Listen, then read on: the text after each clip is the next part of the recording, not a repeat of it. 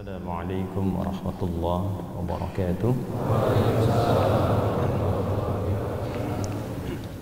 Hadirin sekalian, jemaah salat subuh yang kita bermohon pada Allah Subhanahu wa taala, semoga sampai dengan subuh kali ini waktu Indonesia bagian barat kita termasuk hamba yang dimuliakan oleh Allah Subhanahu wa taala. Untuk itu, demi mencapai harapan dan kemuliaan dimaksud, Nabi SAW seringkali mengingatkan dalam setiap kesempatan yang didapati oleh beliau, ideal untuk mengingatkan, khususnya sepekan sekali paling minimal dalam kesempatan Jumat, agar kita senantiasa menjaga nilai-nilai kemuliaan kita di hadapan Allah yang oleh Al-Quran diungkapkan dengan kata taqwa. Disebutkan derivasinya kurang lebih sebanyak 240 kali dalam Al-Quran, dan himpunan dari kata taqwa itu akhirnya membentuk satu kemuliaan, sifat, sikap, perilaku, dan tabiat. Karena itulah saat puasa pun kemarin kita dilatih selama sebulan, dilatih spiritualnya, intelektualnya, dilatih fisikalnya. Secara fisik kan kita menahan lapar dan hausnya supaya disiplin. Secara spiritual kita dilatih meningkatkan ibadah supaya mentalitasnya lebih kuat dan tenang. Secara intelektual kita banyak mengkaji, mengaji, ada kultum, banyak ceramah dan sebagainya. Tapi akhirnya tujuannya apa? La'allakum tattaqun, supaya ada kemuliaan paripurna. Cara berpikirnya mulia, cara bersikapnya mulia. Itu tujuan akhirnya.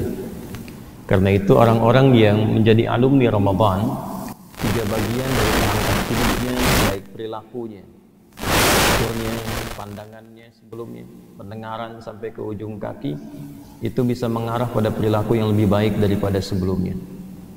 Cara berpikirnya lebih baik. Banyak orang pintar tapi juga belum tentu berpikirnya baik. Kepintarannya digunakan pada sesuatu yang terlarang bahkan. Orang korupsi kalau pintar kan ngambilnya lebih banyak ya. Penipu kalau pintar kan caranya lebih kreatif ya. Nah, itu kepintaran yang tidak digunakan untuk membangun kemuliaan. Sama, yang ibadah juga tidak mulia, ibadahnya bisa disoal. Ada orang sholat yang disoal oleh Al-Quran karena salah orientasi. Di surah Al-Ma'un sangat viral sekali ketika Allah sampaikan fawailul lil musallin alladzina hum an salatihim sahun alladzina hum yura'un. Yang disoal di situ orang salat yang bermasalah. Jangan dipotong kalimatnya. Orang salat yang bermasalah, yang keliru orientasi salatnya.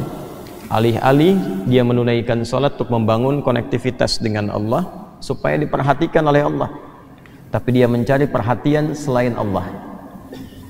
Orang yang beribadah ingin diperhatikan Allah, sifatnya disebut ihsan, orangnya disebut muhsin, jamaknya disebut dengan muhsinun atau muhsinin. Orang yang ingin mendapatkan perhatian dari makhluk sekalipun ia sedang ibadah kepada Allah, maka sifatnya berubah dari ihsan menjadi riya namanya. Menjadi apa? Riya. Nah, seharusnya ihsan tapi menjadi riya. Orang yang ihsan disifati oleh Nabi SAW dan dirangkum dalam Sahih Muslim nomor hadis yang ke-8, dikutip oleh Al-Imam An-Nawawi dalam buku kedua beliau setelah Adabul Hamalatil Quran, ya, At-Tibyan fi Adab Hamalatil Quran. Beliau menulis 42 hadis dirangkum jadi Al-Arba'in. Ada nomor yang kedua itu, hadis tentang iman, Islam, dan ihsan atau hadis Jibril.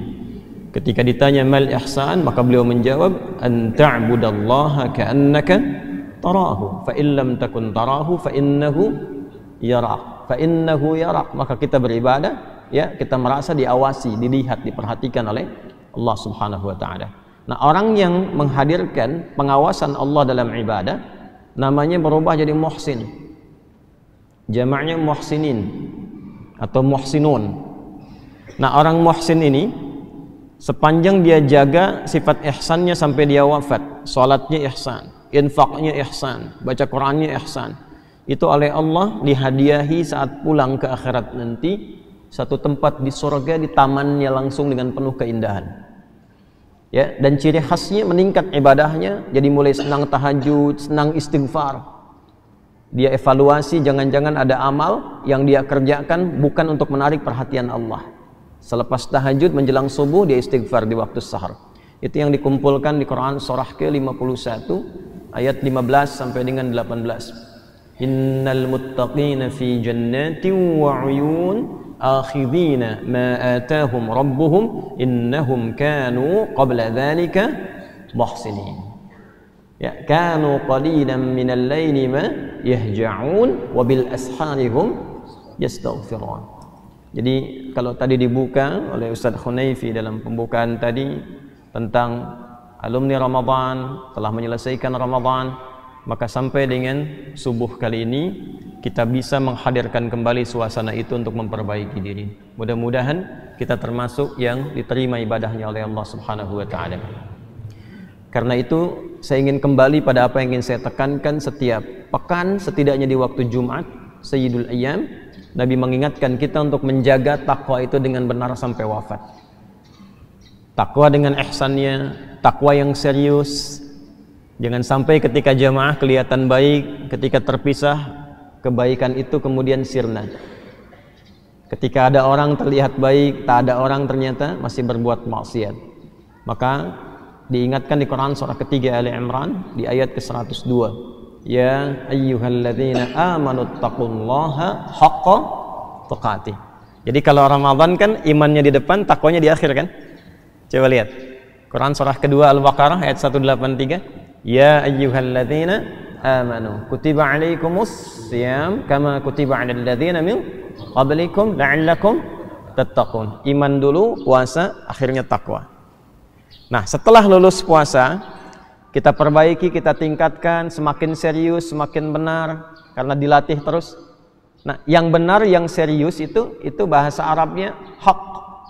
Ya, kalau dikaitkan dengan takwa, haqqa tuqatih. Ya, hak itu kebenaran mutlak yang nggak bisa ditawar, yang sumbernya dari Allah. Kalau masih relatif disebut dengan sidqun namanya. Ya, ada yang suka merah, yang lain mengatakan saya senangnya biru. Yang lain bilang saya senangnya putih. Bagi si fulan putih benar, bagi si fulan biru yang benar.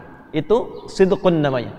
Ya, itu sidqun. Ma yahtamilu sidqa wal kadzib, sesuatu yang masih relatif. Tapi kalau kebenaran mutlak yang nggak bisa ditawar dan semua sepakat itu benar. Ya, matahari terbit di mana? Timur. Tenggelam di mana? Di barat. Kalau siang terang, malam gelap, itu kebenaran mutlak yang nggak bisa ditawar. Dalilnya jelas, terlalu jelas untuk ditolak. Itu hak namanya. Nah, semua yang bersumber dari Allah itu disebut hak, tidak pernah disebut dengan sidqun. Selalu hak. Manusia membenarkan disebut shadiq. Kalau terus membenarkan tanpa ragu disebut siddiq. Karena itu kenapa Abu Bakar disebut as-siddiq? Karena membenarkan walaupun alasan apapun untuk membenarkan sesuatu yang jelas kebenarannya. Karena itu di Quran ketika kebenaran disandarkan kepada Allah, itu menggunakan kata hak, bukan sid. Al-haqqu min rabbika fala takunanna minal mumtarin. Al-Baqarah ayat 147 contohnya. Nah, takwa itu mesti hak. Ya, takwa itu mesti apa? Hak, bukan sidqun lagi. Karena itu kalimat Qur'annya, firman Allahnya, ya ayyuhalladzina amanu taqullaha haqqa tuqatih. Jadi kalau ingin bertakwa, lakukan karena Allah. Bukan karena ada manusia, Anda rajin infak. Ada manusia, Anda rajin menunaikan salat. Lakukan karena Allah. Dan ikuti apa yang Allah berikan petunjuknya. Lalu dijelaskan Rasulullah sallallahu alaihi wasallam. Tunaikan dengan serius. Jangan cuma karena Ramadan Anda tahajud malam. Ba'da Ramadan selesai. Jangan karena Ramadan Anda rajin ke masjid. Ba'da Ramadan selesai. Anda melakukan itu karena Ramadannya atau karena Allah? Makanya para ulama mengatakan kalau ada waktu yang istimewa atau tempat yang istimewa, bukan ditujukan untuk kita mengagungkan tempat atau waktunya, tapi supaya kemuliaan pendidikan di tempat dan waktu itu menyebar ke semua tempat dan waktu. Anda umrah haji insya Allah berangkat, yang akan berangkat, kita doakan mudah-mudahan mendapatkan yang terbaik dan mabrur insya Allah. Yang belum berangkat kita doakan dipercepat insya Allah. Di Mekah dengan Madinah itu lebih semangat kan ibadahnya, ya. Nah, Mekah Madinah itu bukan untuk dikultuskan, tapi supaya berlatih di sana sehingga aura Mekah dan Madinah dibawa ke setiap tempat, sehingga kita merasakan semangat yang mendekati setidaknya walaupun tidak serupa. Jadi keberhasilan menunaikan ibadah umrah dan haji ketika pulang dari sana lebih semangat ibadahnya. Sama dengan Ramadan. Kalau Ramadan waktunya dibelikan, Ramadan itu bukan sekedar kita untuk memfokuskan berlatih meningkatkan saat Ramadan, itu betul bagus. Tapi keberhasilan orang yang selesai dengan Ramadan adalah ketika dia membawa aura Ramadan ke setiap waktu walaupun suasananya tidak serupa. Walaupun kuantitasnya tidak sama, tapi dia membawa suasana itu sehingga dapat percikannya. Malam masih senang tahajud, walaupun mungkin rakaatnya tidak sampai 23, tidak sampai ke 11 misalnya. Masih mau baca Quran walaupun sebulan khatamnya mungkin tidak sebanyak saat Ramadan. Itulah hak. Lakukan karena Allah, bukan karena waktunya, bukan karena tempatnya. Dan konsisten jaga itu sampai wafat. Wala tamutunna illa wa antum muslimun. Orang yang bisa mengerjakan itu insya Allah selamat hidupnya sampai dia kembali kepada Allah membawa hati yang bening. Izinkan saya memulai dengan itu dulu sebelum kita mengkaji, untuk mengingatkan kita bersama, saya pribadi dan kita semua, sehingga apa yang telah kita lalui itu setidaknya menghasilkan satu pedoman yang konsisten dan tidak sia-sia kita melewatinya. Itu poin penting yang ingin saya sampaikan. Yang kedua, di sholat subuh tadi dibacakan kepada kita, dan semoga Allah muliakan imam kita, Quran surah ketiga Ali Imran ayat 154 sampai 156. Saya ingin kupas dulu sedikit sebelum kita masuk pada inti bahasan, karena ada bagian penting yang kadang-kadang luput dari pemahaman kita, padahal Allah menunjukkan sesuatu yang indah yang sering terjadi dalam kehidupan. Ayat 154, Anda boleh tulis tadi yang dibaca imam, ayat 154 sampai 156 Ali Imran. Ayat 154 itu ada hubungannya dengan ayat 153, 152, 151 sebelumnya. Secara singkat, ayat ini menggambarkan tentang pelajaran besar dari peristiwa Perang Uhud. Ketidakdisiplinan, desersi itu meninggalkan tugas yang diwajibkan dengan konsekuensi yang cukup berat. Biasanya dalam aspek militer atau diplomasi tingkat tinggi. Seperti ketahui yang viral kisahnya, Nabi telah mengatur pasukan, menempatkan sebagian di satu bukit pasukan pemanah, ya? Kemudian mengatur strategi yang juga sangat luar biasa, indah dan teliti. Tapi apa yang terjadi?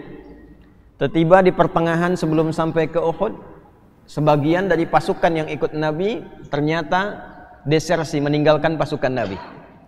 Bahkan memprovokasi sebagiannya supaya terpisah dari pasukannya Nabi SAW.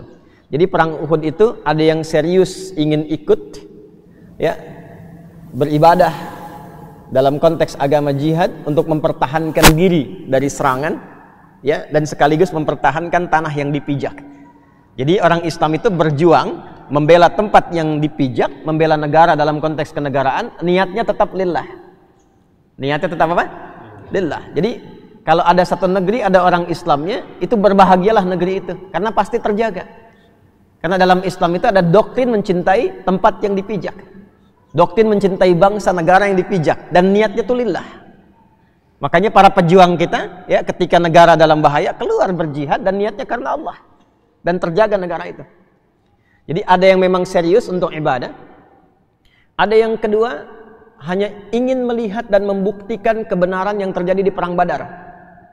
Ya, karena perang Badar itu kan luar biasa, 300 lawan 1000 orang kurang lebih, dan meraih kemenangan yang gemilang. Yang ketiga itu hanya sekedar untuk memprovokasi supaya pasukan terpecah. Itu yang dipimpin oleh Abdullah bin Ubay bin Salul.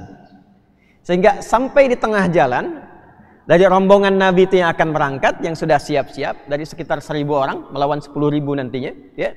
Apa yang terjadi? sepertiganya itu diprovokasi Abdullah bin Ubay bin Salul untuk desersi, meninggalkan pasukan Nabi dan keluar.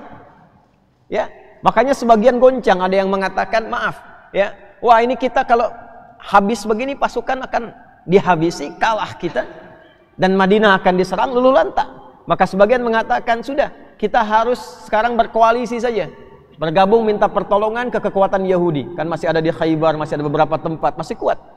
Yang lain mengatakan kita minta bantuan ke Romawi, ya, ke Nasoro pada saat itu, karena takutnya nanti ini kalah, Madinah hancur. Maka saatlah turun Al-Maidah ayat 51 itu, ya, hai orang-orang beriman, ya ayyuhalladzina amanu la tattakhidul yahuda wan nasara awliya, ya, kalau kamu memang beriman, buktikan keimanan kamu, membela tanah air kamu. Ya, itu doktrin tanah air itu luar biasa di situ. Jangan karena kemudian Anda melihat pasukan besar, Anda bangsa yang Anda hidup di situ, makan di situ, beraktivitas di situ, tiba-tiba Anda tinggalkan bergabung dengan kelompok lain, bangsa lain. Ya, makanya berbahagialah jadi muslim, negaranya mesti bangga, mesti bahagia, karena pasti kalau sudah muslim itu cinta tanah air. Sudah pasti itu. Ya, kata Allah, pertahankan sampai titik akhirmu. Di situ ada pahala dan niatkan karena Allah, itulah jihad namanya. Itulah jihad. Maka yang terpisah itu kemudian keluar, tersisa pasukan, ya, selebihnya 600 sampai 700 orang. Nabi atur tuh. Ini pasukan pemanah Jabarumat. Nanti yang main ke Madinah diperkenalkan oleh pembimbingnya. Ini Jabarumat. Nanti datangnya lewat sini. Khalid mengatur strategi dari pasukan-pasukan dari Makkah tuh begini. Pertarungannya berada di tengah-tengah begini. Bayangkan antara memanah dengan kecepatan angin berapa knot tuh sampai di situ. Ya, dan seterusnya. Maka secara singkat apa yang terjadi? Karena tidak disiplin, menyalahi kemudian ketentuan Nabi, tidak disiplin dengan aturan, singkatnya ya kalah pada masa itu, dan Allah izinkan untuk kalah. Padahal mudah bagi Allah untuk memenangkan itu semua. Tapi kenapa diizinkan kalah? Itulah hikmahnya turunnya ayat 154 sampai dengan tadi 156 yang kemudian dibacakan oleh imam kita. Kalau Anda lihat kepada ayat sebelumnya, kita akan lihat yang sangat luar biasa digambarkan oleh Quran.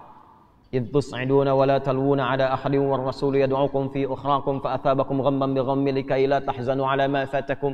Ya, ketika kalian itu tidak disiplin, padahal Nabi manggil-manggil saat diserang, bahkan ada yang lari tunggang langgang, ada yang ngejar ghanimah, ternyata dikerjai oleh Khalid pada masa itu, sampai-sampai Rasul tidak didengar, gak nengok sama sekali, pergi. Sampai dengan izin Allah dikalahkan. Tapi setelah itu apa yang terjadi? Ternyata izin untuk mengalahkan itu dengan munculnya peristiwa-peristiwa yang melanggar aturan itu, tujuan besarnya itu memberikan pesan kepada umat muslim dua hal. Satu, seringkali dalam sesuatu yang tidak ideal yang kita dapati, bukan hanya perang Uhud, mungkin di rumah tangga, ini poinnya, mungkin di kantor, mungkin di kampus, mungkin di pekerjaan, ada sesuatu yang tidak ideal, yang kadang-kadang kita rasakan tidak ingin terjadi. Ya, kekacauan misalnya di kantor, sesuatu yang kurang baik terjadi melahirkan percekcokan dalam kehidupan rumah tangga, suatu perselisihan di kampus dan sebagainya di kehidupan sekitaran kita. Nah, jika itu terjadi dan Allah izinkan terjadi, sebetulnya bukan ingin menjadikan kita sulit mendapati itu semua, tapi poin besarnya satu, untuk mempelajari kekurangan-kekurangan itu supaya diperbaiki. Itu poinnya. Orang yang mampu mengambil pelajaran dari sebuah kekurangan, maka dia akan mendapatkan energi lebih besar lagi dari perjuangan itu untuk mengatasinya, sehingga dia mendapatkan peluang kesuksesan yang lebih besar dibandingkan tidak adanya peristiwa itu. Makanya di Eropa, di Barat, itu seringkali perusahaan-perusahaan bikin studi kasus, ya, membuat persoalan, membikin persoalan, supaya meningkatkan lagi kualitas ilmunya, kualitas karyanya, dedikasinya, sehingga mereka kemudian setelah itu bisa mendapatkan proyek yang lebih besar dibandingkan dengan sebelumnya. Nah, itu kita punya ayatnya. Yang kedua, kita bisa memitigasi dan memetakan lingkungan sekitaran. Mana orang-orang yang benar, mana orang bermasalah, masalahnya apa. Setelah mengetahui semuanya dan petanya ada, maka lebih mudah untuk mengatasinya. Maka itulah kemudian turun ayat 154 untuk menyampaikan, ya, thumma anzala 'alaikum min ba'dil ghammi amanatan nu'asa. Maka setelah peristiwa itu terjadi, Nabi diberikan oleh Allah gambaran, nih yang selama ini kelihatan mendukung engkau ternyata ada yang munafik. Ini ternyata yang meninggalkan engkau di lapangan. Ini ternyata ada yang menyusun rencana untuk menyulitkan bahkan supaya engkau terjebak dalam keburukan, dan dia ternyata berasumsi untuk dan berharap, berobsesi untuk mengambil kedudukan yang dia rasakan diambil olehmu. Selama ini begitu. Selama ini belum nampak. Tapi dengan perang Uhud terlihat sesuatu yang membahayakan yang sebelumnya belum tampak. Ya, maka jika terjadi kejadian-kejadian sekitaran kita itu, jangan langsung dihukumi dengan sesuatu yang mohon maaf sekali membuat kita lebih lemah. Petakan, rencanakan, lihat, setelah itu perbaiki. Jelas sampai sini? Baik. Dan yang terakhir ini yang paling indah. Ada dua bagian. Bila ada dari orang-orang salah itu yang diketahui kemudian ingin kembali, maka maafkan. Jadi selalu memberi peluang kepada setiap orang untuk mendapatkan haknya menjadi soleh. Ya, bukankah di ayat 155-nya itu sebelum 156, ya, Allah mengatakan di ujungnya, wallahu ghafurun halim. Kalau ada di antara mereka yang pernah meninggalkan Muhammad sallallahu alaihi wasallam, ya, karena ketidaktahuannya ingin mencelamu, meninggalkanmu, kemudian minta maaf, minta ampun, maka ampuni, maafkan seperti Allah telah memaafkannya. Jelas. Kadang-kadang sekitaran ada karyawan berbuat salah.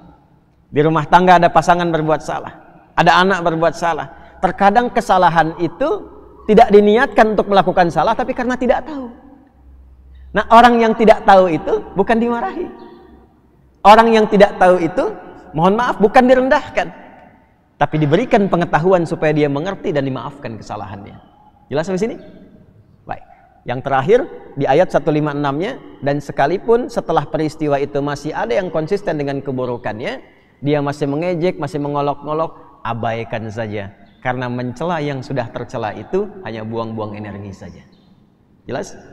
Nah, itu pesannya di ayat 154 sampai 156 yang tadi dibacakan. Semoga kita mendapatkan pencerahan dari apa yang telah dibacakan tadi. Kenapa pada bengong? Ngaji ya, ngaji Qurannya banyakin, kemudian lihat terjemahan, lihat tafsirnya, sehingga ketika imam baca kita merasakan spiritnya. Dan kadang-kadang apa yang dibaca imam itu seringkali yang kita rasakan dalam kehidupan. Jamaah itu begitu. Imam tuh begini ya, kadang merencanakan surat, tetapi ketika sudah takbir baca Fatihah bisa pindah surat. Bisa terjadi itu. Itulah hikmahnya berjamaah, karena Allah kadang menitipkan ayat dan surat tertentu yang sesuai dengan keperluan jamaahnya. Tapi persoalannya kadang jamaahnya nggak paham apa yang dibaca gitu. Yuk kita masuk materinya ya. Ini baru mulai karena saya lihat masih ada yang masuk-masuk, jadi saya buka dulu dengan muqaddimah supaya saat mulai tidak merasa tertinggal ya. Dilapangkan, diluaskan safnya supaya yang baru masuk nanti bisa mendapatkan bagiannya. Jadi melapang-lapangkan, meluaskan, bukan menyusun saf jamaah, tapi menyusun kelapangan dalam saf untuk duduk ya. Itu yang Al-Mujadalah ayat 11. Bismillahirrahmanirrahim. Kitab Adabul Alim wal Muta'allim karya Syekh Muhammad Hashim bin Asy'ari. Semoga Allah muliakan beliau dan menambah cahaya-cahaya kemuliaan di barzakh dan kubur beliau. Kita masih di pembahasan kitab ini di halaman ke-16. Masuk insyaallah di paragraf yang keempat. Saya ingin sambungkan sejenak sebelum kita memulai. Kitab ini disusun juga sekaligus mengikuti fitrah para ulama-ulama pendidik. Jadi ulama itu ada yang pengajar, ada yang pendidik. Kalau pengajar, dia hanya mencoba untuk transfer ilmu yang Allah titipkan kepadanya pada setiap yang belajar dari mereka, sekaligus mendoakan murid-muridnya itu supaya mudah menerima pelajaran dan mampu mengamalkan ilmunya untuk mendekat kepada Allah. Itu tipe yang pertama. Ya, nasihat pertama guru kami ketika saya kembali itu, ada kiai sangat saleh luar biasa, tidak banyak muncul, tidak banyak diketahui. Saya datang, nasihat pertamanya begini: nah, nanti kamu akan banyak mengajar. Jadikan pengajaranmu di siang itu untuk mengajar dengan benar, tulus dan ikhlas. Tatap sedapat mungkin wajah-wajah orang yang belajar itu sekalipun tidak mengenalnya. Nanti malam bangun, malamnya bangun dan mintalah dengan tulus kepada Allah Subhanahu wa ta'ala supaya Allah menerima apa yang telah diajarkan, masuk ke kalbu orang-orang yang mendengar, dan mereka punya kemampuan untuk mengamalkan itu untuk lebih dekat dengan Allah Subhanahu wa ta'ala. Nah, itu tipe ulama pertama. Ulama kedua itu ada tipe pendidik, dan ini banyak di Indonesia. Kalau yang pertama banyaknya di Timur Tengah, yang kedua banyak di Indonesia. Jadi berbahagialah, alhamdulillah di Indonesia ini sebetulnya level-level keulamaannya tinggi. Cuma kadang-kadang tidak semua, sebagian dari kita melihat keluar itu seakan lebih dibandingkan dengan ulama-ulama kita. Ada yang levelnya sama, bahkan ada yang lebih daripada itu. Saya kemarin diterima saat umrah di Masjid Nabawi dengan Masjidil Haram secara resmi. Masjid Nabawi dibawa ke ruang-ruang imam. Saya lihat Masya Allah Syekh Ali Hudhaifi yang sudah sepuh tapi semangatnya luar biasa. Imam-imam itu sebelum mengimami itu murajaah dulu. Jadi saya masuk itu ada yang sedang murajaah, dites dulu sebelum mengimami. Ya, masih murajaah. Imam Masjid Nabawi murajaah. Ya, masa imam masjid mana ini tidak murajaah? Itu sudah fitrah imam, begitu. Ya, lalu kita diterima ke kantor, ketua urusan imamnya itu di situ. Ya, bukan yang Syekh Sudes, karena Syekh Sudes itu lebih tinggi lagi, yang di lokal situ. Kemudian setelah itu diajak ke makam Nabi, kita salam ya, ke makam Nabi. Setelah itu ke Raudhah pulang. Nah, di Mekah sama diterima di Masjidil Haram. Ya, oleh kepala perpustakaan, kemudian mantan direktur Kuliatul Haram. Di dalam itu kita diskusi. Nah, di situ kita mencoba mengingat kembali, karena beliau itu yang mengkoordinir juga itu para masyayikh untuk mengajar di pelataran dan di dalam haram. Ya, saya minta supaya ada nanti jamaah yang umrah itu diberi kesempatan untuk ikut-ikut secara formal, bukan yang ikut cuma numpang-numpang begitu, enggak. Karena ada nanti pendidikan 4 tahun, ada yang 3 bulanan, 1 bulanan. Visa umrah kan sekarang 3 bulan. Itu bisa mengajukan sekaligus untuk belajar khusus. Misalnya pengen khatam matan ini, pengen belajar ini, itu ada peluangnya. Nah, yang paling menarik, dulu yang mengajar itu termasuk banyak dari orang tua kita.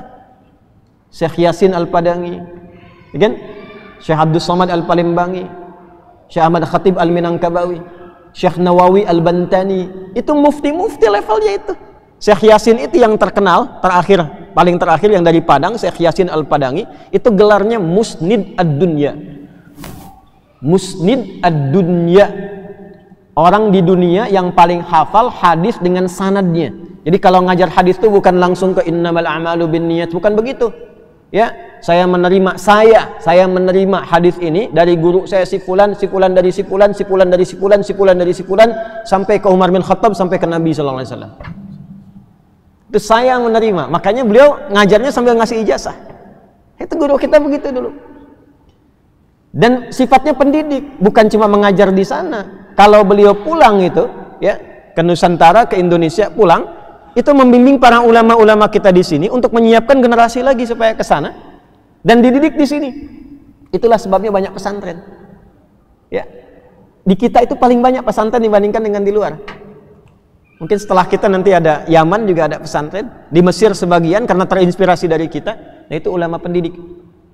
Ulama pendidik tidak hanya menyampaikan risalah keilmuan yang Allah titipkan kepadanya, tapi juga memastikan murid-muridnya itu mendapatkan perbekalan ilmu dan terawasi sampai menjadi akhlak. Jadi kan ada akidah, ada ibadah, ada muamalah, ada akhlak sampai berwujud perilaku. Antum akidah iman. Wujud imannya kan sholat, menyembah Allah, ya kan? Orang kalau beriman kan harus dibuktikan, ya. Buktinya lewat apa? Ibadah. Contoh paling gampang, asyhadu an la ilaha illallah, asyhadu anna muhammadar rasulullah. Diucapkan di lisan, apa buktinya kamu beriman? Iman itu kan amalan hati. Nah, mesti dibuktikan. Setiap amalan hati itu butuh pembuktian. Seringkali saya sampaikan itu. Baik, bahagia itu amalan apa? Hati. Dari mana tahu orang bahagia? Kelihatan ekspresinya, itu pembuktiannya. Cinta itu amalan hati. Dari mana taunya ada cinta? Ketika dipraktekkan, suami sayang istri, orang tua menyayangi anak, itu amalan hati tampak lewat perilaku. Anda beriman, saya beriman, kita beriman, amalan hati. Buktinya apa? Kalau cuma baru di lisan, asyhadu an la ilaha illallah, asyhadu anna Muhammadar Rasulullah, itu baru muslim namanya. Baru Islam. Kalau belum sampai ke hati, belum iman sepenuhnya. Di zaman Nabi itu ada orang Arab Badui mengatakan begini, ya Muhammad SAW, atau kama qalu, amanna, kami telah beriman. Itu langsung datang keterangannya dari Allah, bukan Nabi yang menolak atau mengiyakan, dari Allah langsung turun ayat. Quran surah 49 ayat ke-14. Qalatil a'rabu amanna qul lam tu'minu walamma yadkhulul imanu fi qulubikum. Ada sebagian orang Arab Badui mengatakan kami telah nyata beriman. Kata Allah, kalian belum beriman, belum kelihatan. Yang benar itu kalian baru berislam, baru mengucapkan di lisan asyhadu an la ilaha illallah wa asyhadu anna Muhammadar Rasulullah. Cuma imannya belum sampai ke dalam hati. Kalau sudah sampai ke hati, nanti ada konfirmasi. Kemudian ada energi membimbing perilaku kita untuk menunjukkan ini yang sudah beriman, ini yang belum. Bagaimana tahu cara konfirmasinya? Maka diteruskan di Quran surah 8 di ayat yang kedua. Innamal mu'minuna alladzina idza dzukirallahu wajilat qulubuhum. Orang beriman itu kalau ingin mengetahui ada iman dalam hatinya, akan dikonfirmasi dengan disebutkannya nama Allah 5 kali dalam sehari. Makanya disebutkan dari sejak bangun dari tidur, ada iman gak? Siang ada iman gak? Sore ada iman gak? Karena nanti kata Nabi, ada yang paginya beriman, sorenya hilang imannya. Yusbihu mu'mina wa yumsi kafira. Maka disebutkan nama Allah, didengar oleh telinga kita, diteruskan ke hati kita. Telinga bahasa Arabnya udhun, jamaknya adhan. Dalam adzan bukankah yang disebutkan pertama kali nama Allah? Allahu Akbar, Allahu Akbar. Kalau ada iman, itu pasti konfirmasi di hati. Minimal, ya Allah sudah adzan. Pernah begitu? Nah, itu konfirmasi iman. Kalau nggak ada iman, bebas. Nggak ada refleks. Allahu Akbar, Allahu Akbar. Suara apaan nih? Kenceng banget toanya. Nah, itu iman tuh lain. Nah, nanti dari situ ada keinginan untuk membuktikan. Bagaimana caranya? Diatur lewat petunjuk Nabi. Turun perintah Allah, salat. Nabi ajarkan bagaimana cara salatnya. Maka salat pembuktian dari keimanan kita kepada Allah. Turun ayat Quran surah ke-20 Thaha, ayat yang ke-14. Innani anallahu la ilaha illa ana fa'budni wa aqimis salata lidzikri. Akulah Allah, tidak ada Tuhan yang layak dipertuhankan selain aku. Kalau engkau sudah bertuhan kepadaku dengan beriman, mengaku beriman, maka buktikan keimanan itu lewat ibadah. Caranya bagaimana ya Allah? Salat. Karena itu salat di Quran disebut iman. Buka Quran surah kedua Al-Baqarah ayat 143. Di penghujung ayatnya itu. Wa ma kana Allahu liyudhi'a imanakum. Itu satu-satunya ayat dalam Quran yang menyebut salat dengan nama iman. Aku nggak akan pernah menyia-nyiakan sholat yang ditunaikan karena iman kalian. Kalimat sholatnya dibuang, kalimat imannya ditampilkan untuk menunjukkan pentingnya sholat membuktikan keimanan. Kayaknya hati-hati dengan sholat tuh. Ya. Nah, kembali ke sini, untuk menunaikan sholat itu dengan baik, untuk menunaikan ibadah itu dengan baik, butuh ilmu. Untuk mendapatkan ilmu itu dengan baik, butuh pengajar yang benar. Pengajarnya disebut dengan alim, jamaknya disebut dengan ulama. Tipe ulama itu ada dua.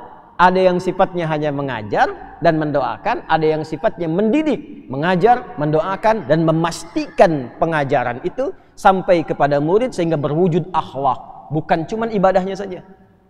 Antum sekarang sudah benar sholatnya misalnya, dari awal sampai akhir, rukun syaratnya benar. Kebenaran itu hanya menggugurkan kewajiban untuk mendapatkan pahala. Tapi manfaat sholatnya dapat nggak? Nah, ini yang saya maksudkan nih. Ya, sebelum kita sampai ke sini. Contoh begini, barusan sholat kan? Ya. Nah, kalau sholatnya benar dari awal sampai akhir, wudhu sebagai syarat benar, takbir pembuka sholat benar, sampai dengan salam, itu kewajiban gugur. Kewajiban sholat subuh gugur. Pahala dapat sesuai dengan kadar keikhlasan. Tapi manfaat dari tujuan sholat itu dapat nggak? Saya tanya nih, kenapa kita sholat? Tuh, udah puluhan tahun sholat, nggak tahu kenapa harus sholat. Satu kan jelas tadi saya jawab kan, membuktikan keimanan kita kepada siapa? Allah. Itu baru hablum minallahnya. Sedangkan dalam Islam itu kan dua konsepnya, hablum minallah, yang kedua hablum minal makhlukat, bukan hanya dengan manusia, dengan hewan, dengan tumbuhan dan sebagainya. Nah, kalau yang pertama kaitan dengan Allah, selesai kita, begitu salam selesai dengan Allah. Kaitan dengan manusianya apa? Maka muncullah Quran surah ke-29 ayat ke-45. Innas salata tanha 'anil fahsya'i wal munkar. Kaitan dengan manusianya, setelah sholat itu, sholat yang benar ditunaikan mampu merubah orang yang sholat itu menjadi lebih baik, terbebas dari dua sumber keburukan, baik fahsya yang bersumber dari syahwat, zina, pornografi, porno aksi, LGBT, kata-kata jorok. Jadi nggak ada orang sholat kalau sholatnya benar itu kata-katanya kotor tuh nggak ada. Nggak ada orang sholat yang terjebak LGBT. Nggak ada orang yang sholatnya benar yang senang pornografi. Nggak ada orang yang sholatnya benar yang senang dengan perbuatan-perbuatan menyimpang. Itu nggak ada. Ya contoh paling gampangnya kan dulu pezina banyak di era-era dakwah Nabi jahiliyah itu. Dan semua jenis zina mereka itu khatam. Semua jenis zina khatam. Tapi setelah mereka dididik dengan sholat, hilang semua zina itu. Bahkan memuliakan dengan sesama. Mungkar itu keburukan yang diingkari oleh hati, sumbernya nafsu perut dan akal. Nafsu perut itu karena terlalu lapar mencuri. Ditambah dengan akal, korupsi. Kan orang bilang kalau ayam mencuri, ya kan? Kalau lebih besar korupsi kan? Padahal sama-sama mencuri kan? Ya kan? Sapi makannya apa? Rumput. Nah, ada orang makannya aspal. Ya. Yang harusnya 7 cm jadi 5 cm jadi 2 cm gitu kan? Ya. Nah, itu mungkar namanya. Sehingga banyak rusak, banyak dicek-cek gitu kan? Ya, dipastikan bagus lagi. Nah, itu mungkar. Maaf, mencuri, membuat hoax, berselisih, menipu sampai ke tingkat tinggi, membunuh dan sebagainya, itu mungkar. Orang sholat itu mustahil mengerjakan itu. Karena saat dia selesai sholat, dia sudah terkoneksi dengan Allah. Makanya begitu tuntas sholatnya, dia sudah merasa diawasi Allah, nyambung dengan Allah. Ya bagaimana orang diawasi Allah berbuat maksiat ketika dia sadar Allah mengawasinya? Itu yang dimaksud Quran surah ke-4 An-Nisa ayat 103. فَإِذَا قَضَيْتُمُ الصَّلَاةَ فَاذْكُرُوا اللَّهَ قِيَامًا وَقُعُودًا وَعَلَى جُنُوبِكُمْ. Kalau engkau sudah tuntas mengerjakan sholat, maka engkau akan punya koneksi. Kalau benar sholatmu, engkau terkoneksi dengan Allah. Zikir itu terkoneksi, nyambung. Kalau merasa belum connect karena banyak pikiran dunia, padahal harusnya dibuang. Ya, makanya saat sholat kan kita mengangkat begini kan? Itu diantara ilmu hikmahnya, ketika sedang sholat tuh buang urusan dunia ke belakang, jangan dibawa. Pasrahkan diri kita sepenuhnya pada Allah, buang ke belakang. Ini kadang yang terjadi, tangannya begini, dunianya malah ikut. Makanya ketika takbir itu, lisan mengucapkan Allahu Akbar, tapi di pikirannya, handphone hu akbar, proyek hu akbar, sendal hu akbar, jemuran hu akbar. Karena dunia ikut. Kan? Sering terjadi begitu ya? Ya? Kembali. Nah, ini yang menjadikan manfaat sholat gak diraih. Akhirnya apa? Tanha anil fahsya'i wal munkarnya gak dapat. Konektivitasnya berkurang. Untuk menutup itu pasca sholat, kemudian diajarkan zikir. Kenapa akhirnya istighfar, zikir pertama yang kita ucapkan? Kan ba'da sholat itu, Assalamualaikum warahmatullah. Salam itu menutup sholat. Assalamualaikum warahmatullahi wabarakatuh. Assalamualaikum warahmatullahi wabarakatuh. Selesai nih. Bukankah setelah itu istighfar? Istighfar dulu kan? Kenapa zikir pertama urutannya istighfar? Karena kita memohon ampun kepada Allah, karena barangkali yang harusnya khusyuk itu maksimal terganggu dengan keadaan pikiran yang tidak bisa dikontrol. Itulah sebabnya. Nah, istighfar itu membuka kita supaya menyambung terus, sehingga ketika subhanallah, alhamdulillah terkoneksi. Keluar dari masjid sudah ingat Allah. Makanya kalau keluar dari masjid ingat Allah, tidak akan pernah terjadi tertukar sendal. Ingat Allah kok. Nggak ada kehilangan kotak infak. Nggak ada. Nah, kalau keluar dari masjid saja sudah bagus, apalagi dibawa ke rumah, dibawa ke kantor, nggak akan berbuat maksiat. Nah, itu tujuannya tanha anil fahsya'i wal munkar. Nah, yang bisa menyampaikan itu dan memastikan betul-betul menjadi baik, itu ulama pendidik. Makanya di pesantren itu bukan cuma diajar di kelas, sampai di asrama dilihatin, diawasi, didoakan, dipantau perkembangannya. Nah, ini beliau Hadratus Syekh ini termasuk ulama pendidik. Bahkan memastikan setelah ketiadaannya pun murid-muridnya masih bisa belajar lewat karya yang dituliskan oleh beliau. Maka muncullah kitab ini, Adabul Alim wal Muta'allim, untuk mengajarkan kepada kita, kepada siapa Anda kalau ingin belajar. Kalau yang ingin belajar pada ulama pengajar, bagaimana cirinya? Kalau ingin belajar pada ulama pendidik, bagaimana cirinya? Dan apa manfaatnya? Jelas? Nah, itu muqaddimahnya, sekarang kita bacakan isinya. Saya ingin Anda paham kenapa kita ngaji mas sampai ke situ. Nah, sekarang kita masuk ke paragraf yang keempat. Saya kira sudah dibagi ya kopiannya itu ya. Ya, insyaallah nanti kalau ada yang belum dapat, tawakal ya. Ya. Nanti insyaallah dikopikan. Kalau perlu begini aja. Nanti tolong tim admin ya. Apa yang mau kita pelajari dipoto terus diupload ya di media sosial kita itu, supaya nanti bisa di-download sama teman-teman dan Anda bisa print sendiri atau nanti buka saat kita sedang belajar ya. Kita masih di pembahasan kemuliaan seorang alim, bagaimana menjaga mereka, memuliakan mereka, dan mengambil ilmu dari mereka. Bismillahirrahmanirrahim. Paragraf keempat, dua paragraf sebelum akhir, halaman 16. Qala wa ruwiya annahu sallallahu alaihi wasallam qala,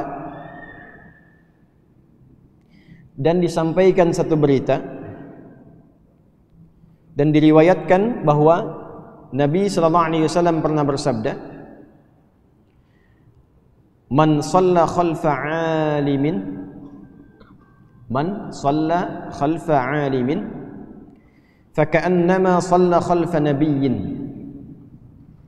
Ada koma, itu kalau di Arab itu koma begitu, itu suka diartikannya titik.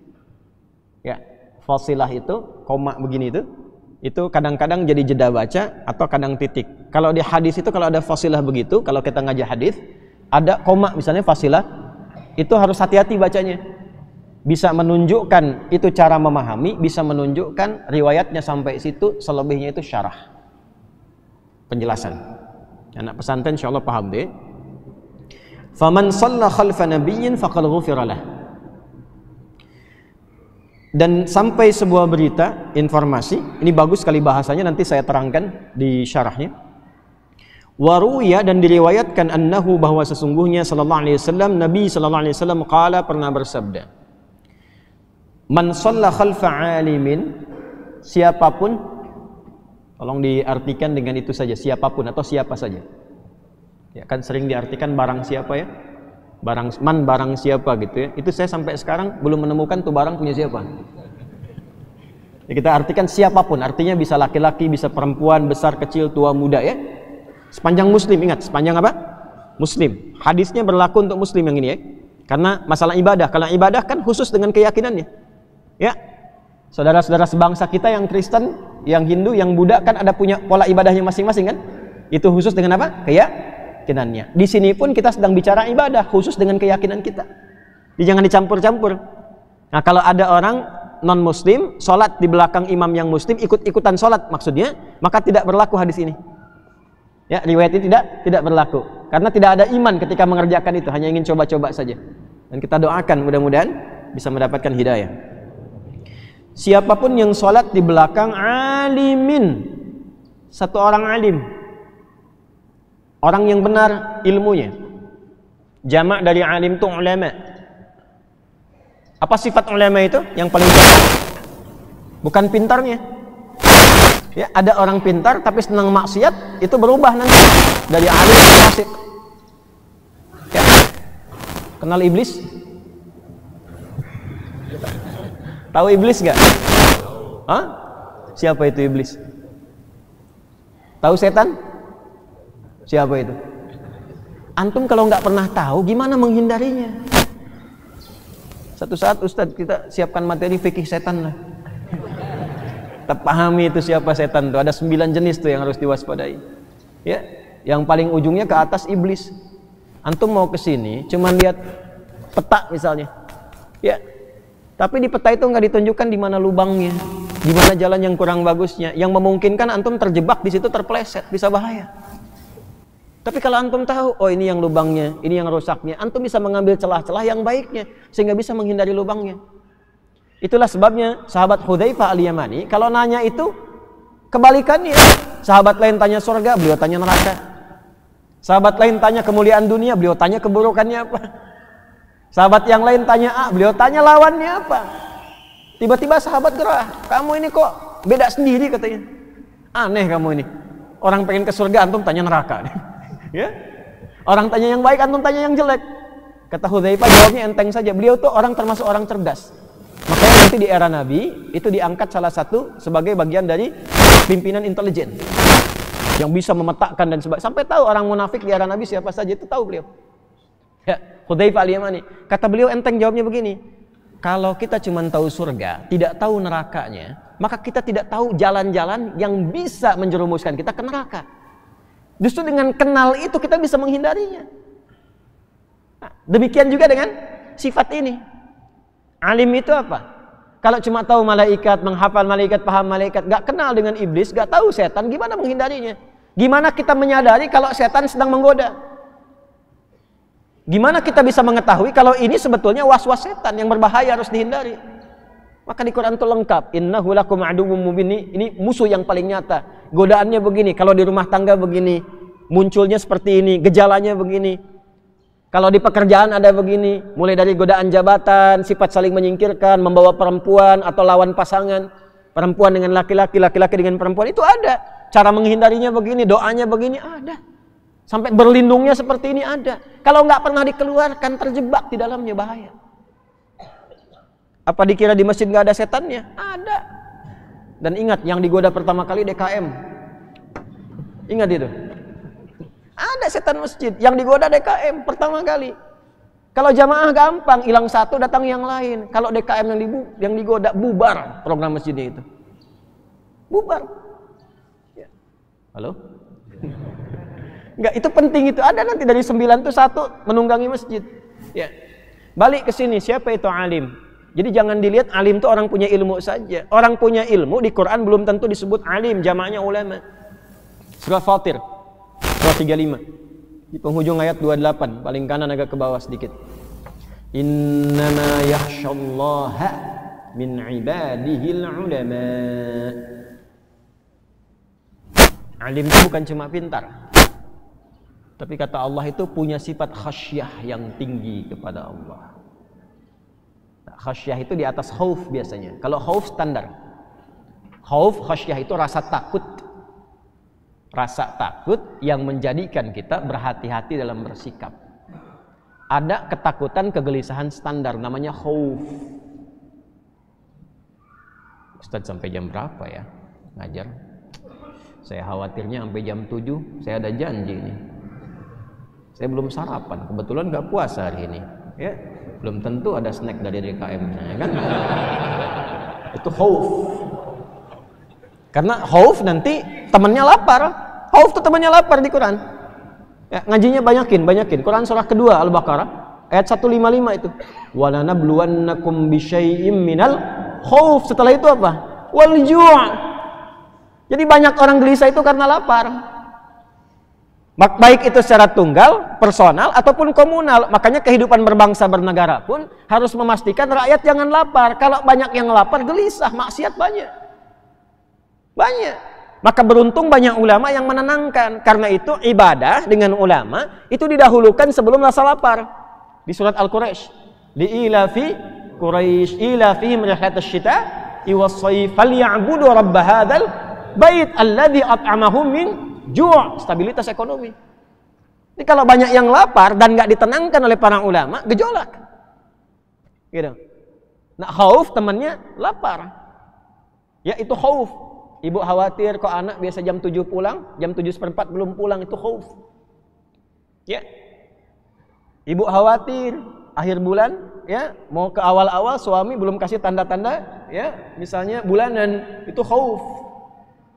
Kalau khasyah di atas itu.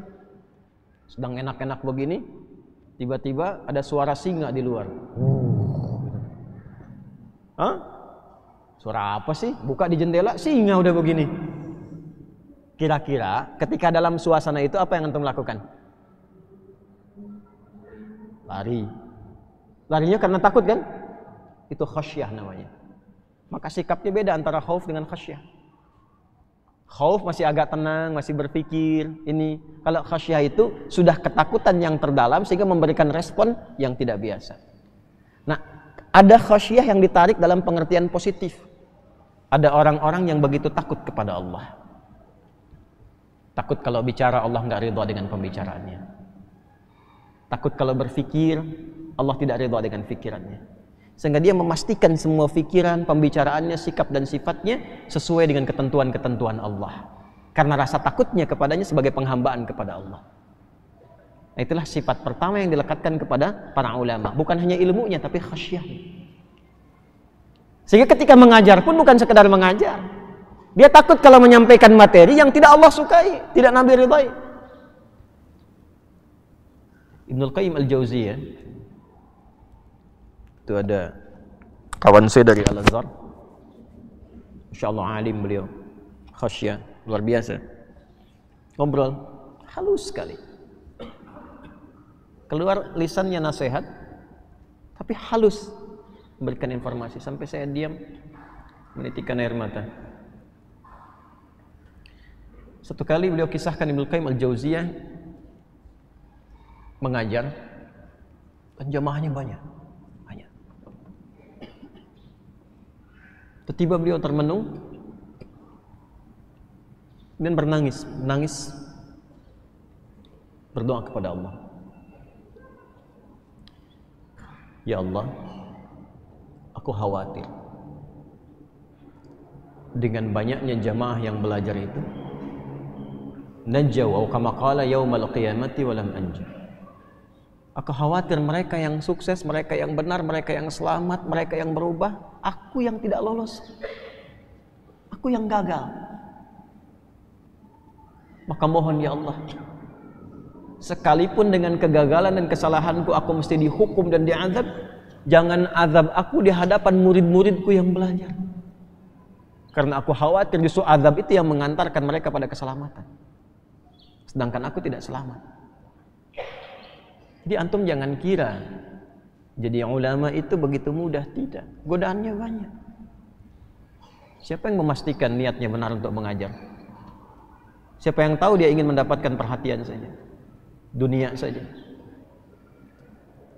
materi, amplop, popularitas.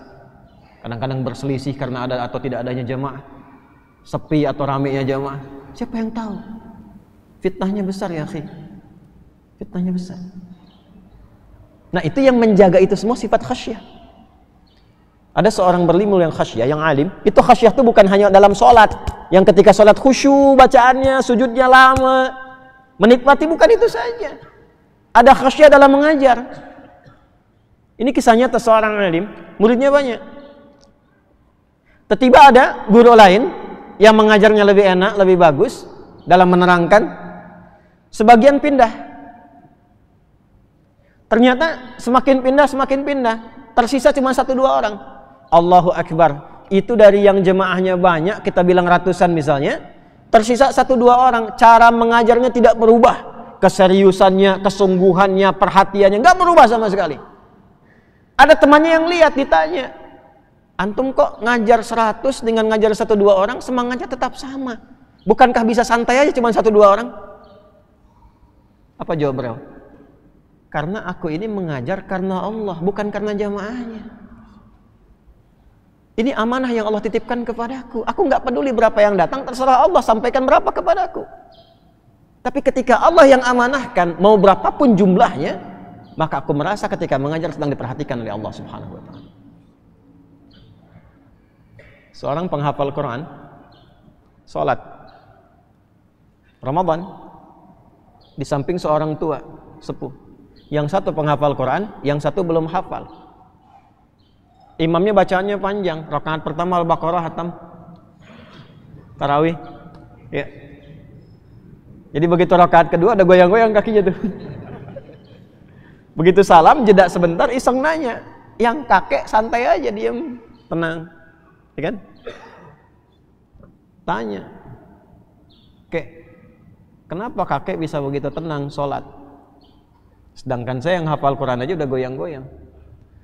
Anda kan sholat karena hafalan Quran Anda. dan kekuatan Anda untuk menunaikan sholat. Sedangkan saya sholat karena iman saya dan merasa diawasi oleh Allah Subhanahu wa Ta'ala. Nah, alim itu yang pertama kali khasyahnya. Kalau Anda menemukan orang seperti itu dan sholat di belakangnya, ya, di belakang orang alim ini yang punya sifat khasyah, yang ilmunya baik, tahu fikih sholat, ya, apalagi pengalaman banyak. Karena yang pertama setelah faqih itu adalah usia. Semakin usianya banyak, maka dikedepankan. Ya, dalam fikih imam, yang pertama itu fikih imam dulu. Walaupun usia sepuh nggak tahu fikih, jangan maksa. Jangan maksa. Anda boleh jadi bos, direktur di perusahaan, tapi belum tentu jadi imam di masjid. Ya, karena saya ada pengalaman di situ tuh. Satu kali mimpin pesantren, alhamdulillah qadarullah jamaahnya itu dari pimpinan-pimpinan tuh, unsur institusi. Dan pengen jadi imam. Sebelum saya datang pun katanya sudah positifnya itu selalu pengen jadi imam. Begitu saya dengarkan bacaannya agak bermasalah itu, sehingga sering terjadi gempa. Goyang hati kita itu ya. Wah, tanya kan, Pak, ini kayaknya belum ideal nih bacaannya nih untuk jadi imam. Wah, jawabannya bagus. Justru kami jadi imam supaya diluruskan di belakang oleh makmum. Saya bilang luar biasa, Pak. Hebat visi Bapak itu. Nggak ada beda antara di kantor dengan di sini. Bagus. Begitu dulu. Ya, kalau orang sedang merasakan nikmat jangan diturunkan dulu, nanti marah, kontra. Masuk dulu. Bagus, Pak. Cuma gini, saya ingin berikan satu tips. Yang Bapak tetap jadi imam, statusnya bagus, cuma membahagiakan dan selamat dalam bacaan. Gimana itu, Ustaz? Sebelum Bapak nanti mimpin sholat, saya siapkan santri supaya Bapak bisa memperdengarkan bacaan dulu. Jadi begitu jadi imam, bacanya udah lebih bagus. Oh, bagus itu Ustadz katanya. Jadi nggak perlu dibetulkan saat Bapak jadi imam. Bagus itu. Nah, sambil menunggu Bapak belajar itu, Bapak tetap jadi imam, tapi zuhur dan asar dulu. Nggak turun status kan? Ya, karena kan ada sebagian orang yang memang cuma untuk update status aja. Ya kan? Tapi yang ini semangat. Saya bilang saya nggak turunkan statusnya. Bapak tetap jadi imam, cuma zuhur dan asar. Silent kan? Nah, nanti untuk yang maghrib, isya, sambil nunggu setoran. Sambil nunggu itu, santri ngimamin dulu. Sepakat, deal. Begitu santri ngimamin, kita ngimamin, terasa lebih enak, jamaah juga nyaman, beliau juga nyaman. Satu kali setelah agak lebih bagus, saya tawari, Pak silahkan Pak maghrib ngimamin. Oh udah, kata yang ini aja lebih bagus. Nah, kalau kita mendapati man shalla khalfa imam alimin, siapa yang sholat di belakang alim, bukan cuma imam, tapi yang alim. Ya, khasyah. Kalau kaitan dengan Quran itu tahu hukum, tahu bacaan, tahu makna, khasyahnya tinggi, maka apa yang terjadi? Fa ka'annama shalla khalfa nabiyyin. Maka seakan-akan ia sholat di belakang Nabi sallallahu alaihi wasallam. Nanti saya sampaikan maknanya, jangan berhenti sampai sini dulu. Faka'annama shalla khalfa nabiyyin. Bukan sholat di belakang Nabi, tapi seakan-akan seperti sholat di belakang Nabi sallallahu alaihi wasallam. Nah, ini ada koma nih. Anda yang pegang kitabnya, tolong garis bawahi ya. Kalau bisa kotakin tuh. Ada koma di situ. Dugaan saya setelah koma itu syarah. Kenapa saya menduga seperti itu? Karena saya telah telusuri riwayatnya. Jadi kalau saya ngaji itu, saya cari ini di kitab mana nih? Adanya di mana nih? Ya, di berapa riwayat? Status hadisnya bagaimana, memahaminya bagaimana. Jadi kita nggak cuma baca begini, terangkan, tidak. Harus tahu ini riwayatnya apa. Ya, teruskan dulu, nanti kita gali riwayatnya. Faman shalla khalfa nabiyyin faqad ghufira lah. Orang yang sholat di belakang Nabi sallallahu alaihi wasallam bermakmum dan benar niatnya, tulus bermakmumnya, faqad ghufira lahu, maka dia dapat bonus diampuni dosa-dosanya oleh Allah Subhanahu wa taala.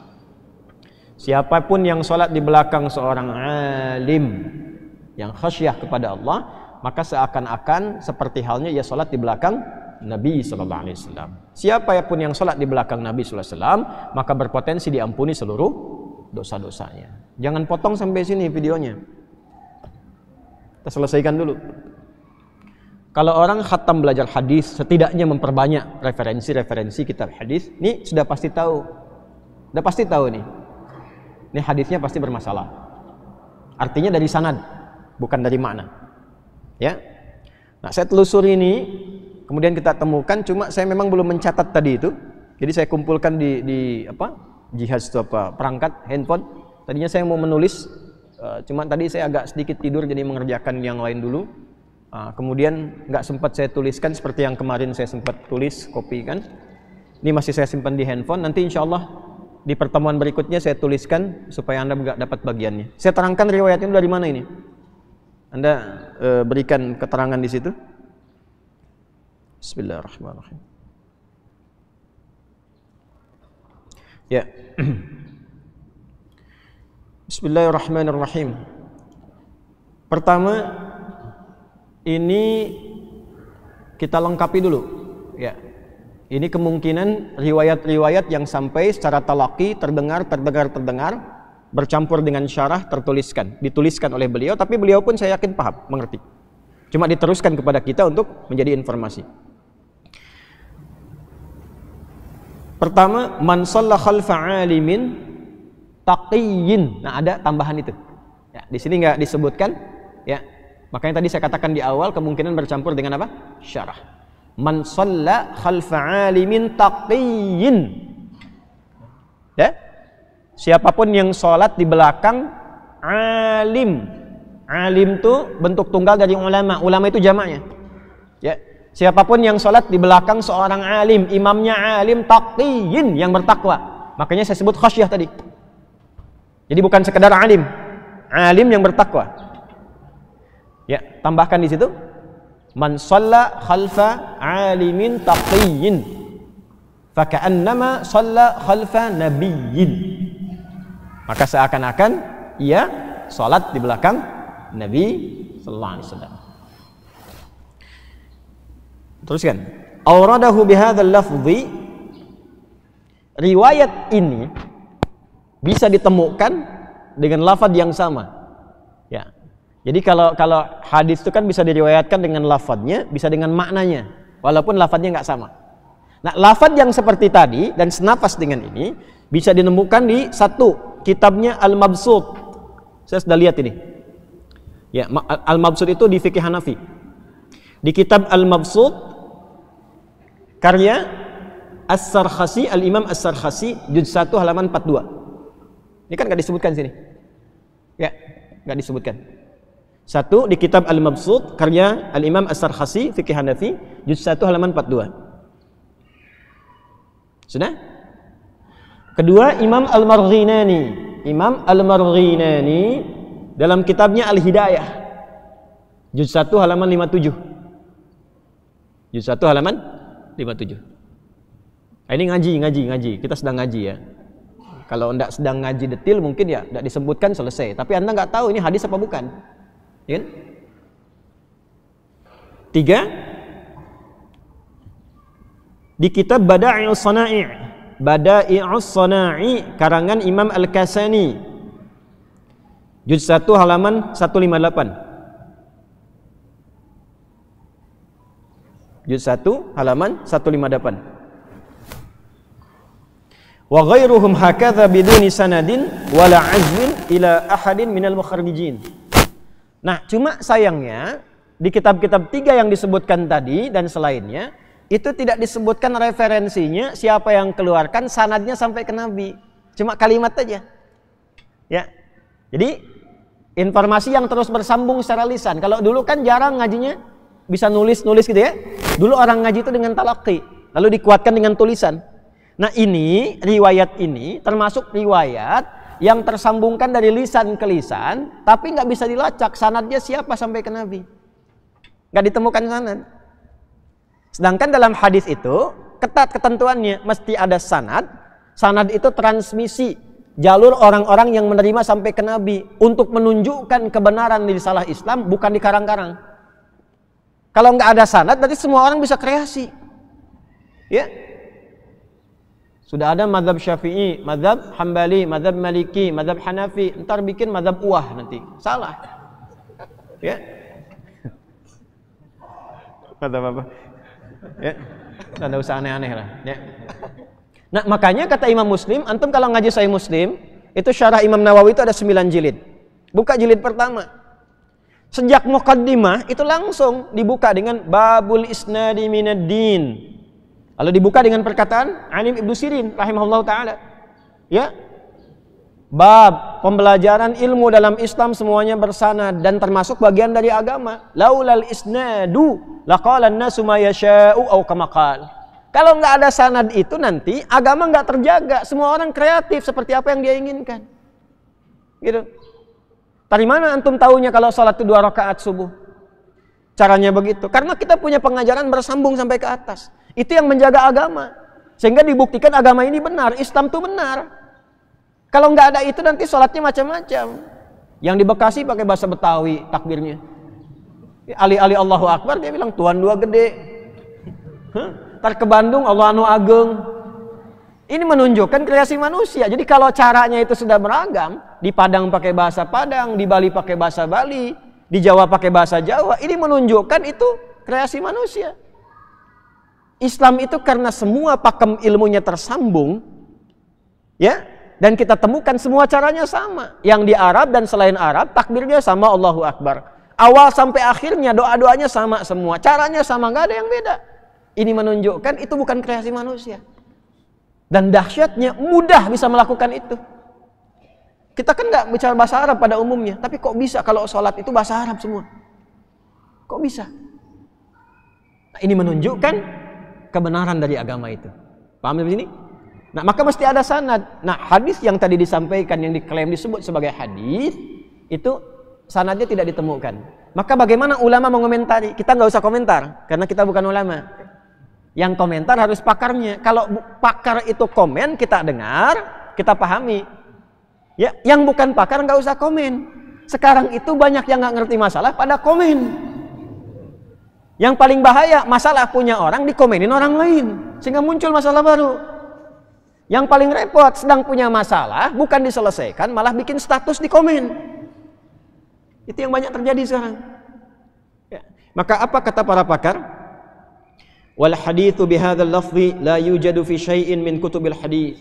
Kata para pakar, hadis dengan lafaz seperti ini kami telah teliti, kami enggak dapati di kitab-kitab hadis satupun. Jelas? Nah, tapi jangan simpulkan dulu, kan belum selesai ngajinya. Lidzalika qala Az-Zailai, karena itu berkata Imam Zailai fi kitabih Nasbur Riwayah, dalam kitabnya Nasbur Riwayah, riwayat yang mantap. Nasab itu menancapkan sesuatu dengan kuat. Bagaimana taunya riwayatnya dengan kuat, dari ilmunya, dari sanadnya, dari macam-macam. Beliau punya kitab namanya Nasbur Riwayah. Juz 2 halaman 26. Ya. Gharibun. Ini halus, sopan sekali, Masya Allah. Kalau ulama tuh begitu sopan nilai orang lain tuh. Gharib. Rasanya hadis ini asing bagi saya. Asing. Gua langsung maudhu, palsu, dosa tuh. Gak begitu. Ya, gak begitu. Ulama itu punya hikmah. Imam Al-Ghazali itu luar biasa. Seorang faqih, alim, hujjatul Islam. Semua ulama menggelari hujjatul Islam. Kalau ada orang pengen tahu tentang Islam, beliau hujahnya, dalil yang terkuatnya itu ini. Faqih, punya kitab dalam fikih, ahli usul fikih. Ya. Ngarang kitab yang magnum opusnya Ihya Ulumuddin. Di dalamnya ada riwayat hadis-hadis bermasalah, hadis palsu. Kenapa dicantumkan? Ada hikmah. Orang yang nggak tahu, nggak paham itu langsung keluar aja. Palsu itu hadis berbahaya kitabnya. Allahu Akbar. Orang nyebut hujjatul Islam, yang nyebut ulama. Ente belum masuk kategori begitu, sudah mengatakan bahaya tuh, tinggalkan ini. Anda siapa dibanding Al-Ghazali? Nah, itu cara berpikir. Nah, ini sesama ulama begitu. Gharib, rasanya asing hadis ini bagi saya. Nah, kalau ada ungkapan ahli hadis mengungkapkan sesuatu, dicek dulu apa maksudnya. Maka dikatakan wa hadza istilahuhu fi ma la aslalahu minal ahadits. Kata para ulama, kalau Imam Zailai mengatakan seperti itu, maksudnya hadis ini enggak ada asalnya, enggak ada sumbernya yang tersambung ke Nabi. Jelas? Baik. Siapa lagi yang mengecek itu? Ya, ada Ibnu Hajar Al-Asqalani. Ibnu Hajar Al-Asqalani. Ibnu Hajar Al-Asqalani ini itu Masya Allah gelarnya Imamul Hafidh, imam dalam ilmu hadis dan hafidh. Hafidh itu artinya hafal minimal 100.000 hadis matan dan sanad. Beliau yang mensyarah Sahih Al-Bukhari 16-18 jilid. Nama syarahnya Fathul Bari fi syarah Sahih Al-Bukhari.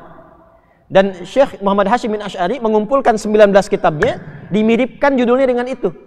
Diberi nama Irsyadus Sari. Ya, punya beliau Fathul Bari. Ini kitabnya Irsyadus Sari nih. Ini. Ya, Irsyadus Sari nih. Irsyadus Sari. 19 kitab. 19 kitab. Dan saya belajar, termasuk menghafal juga. Ya, termasuk menghafal. Ya, dari kitab pertama Adabul Alim wal Muta'allim, Risalah Ahlussunnah wal Jamaah, sampai yang keempat An-Nurul Mubin fi Mahabbati Sayyidil Mursalin, terus sampai yang ke-19.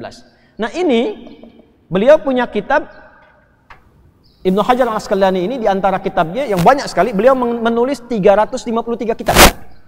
Ibnu Hajar Al-Asqalani. Di antara kitabnya ada yang berjudul Ad-Dirayah, namanya Ad-Dirayah fi Takhriji Ahaditsil Hidayah. Ya, fi Takhriji Ahaditsil Hidayah, bukan Adi Hidayat, ya. Ad-Dirayah fi Takhriji Ahaditsil Hidayah. Kitab Ad-Dirayah, Ad-Dirayah itu menjangkau sesuatu untuk mengecek hadis-hadis yang menjadi petunjuk. Di juz yang pertama di halaman 168. Dah? Juz pertama halaman 168. Jadi yang komen pakar hadis semua nih. Ya, kita cuma ikut. Apa kata beliau? Hadis man shalla khalfa alimin taqiyyin fa ka'annama shalla khalfa nabiyyin.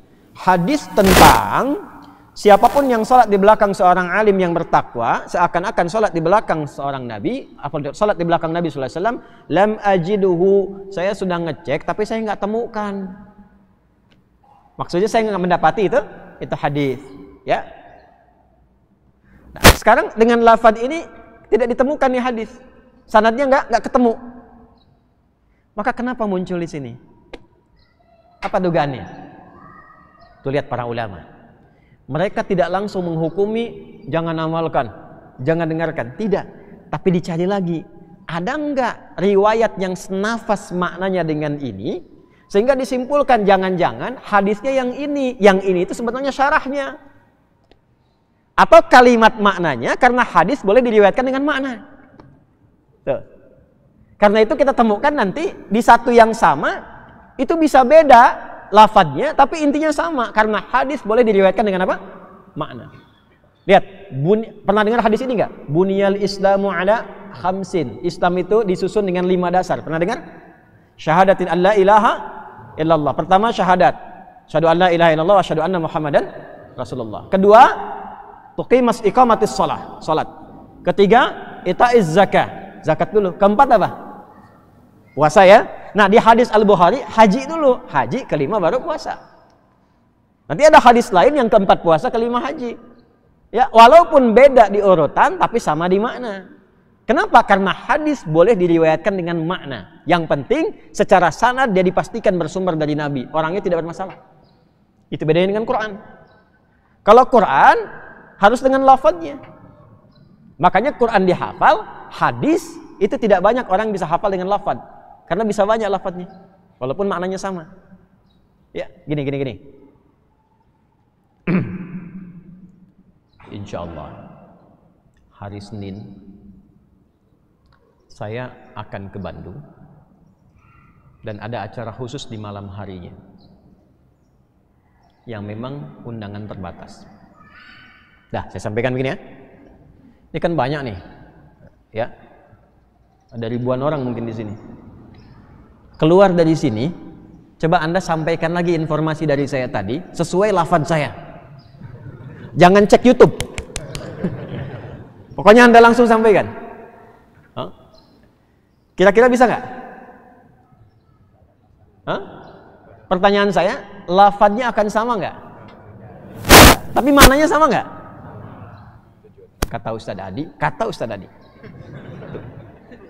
Beliau akan ada di Bandung hari Senin malam. Undangan khusus, gitu aja. Ntar saya pastiin dulu. Kata YouTube. Cek lagi. Jelas ya? Nah, itulah hadis. Jadi ketika diriwayatkan, sama isinya, lafadznya bisa beda. Karena yang mendengar dari Nabi bukan 1-2 orang. Tapi ditelusuri siapa orang itu. Supaya benar kemudian informasinya dan orangnya tidak ada masalah. Jelas? Dan ketat sekali prosesnya. Nah, sekarang kita kembali ke sini, teman-teman. Saya bacakan dulu. Teruskan.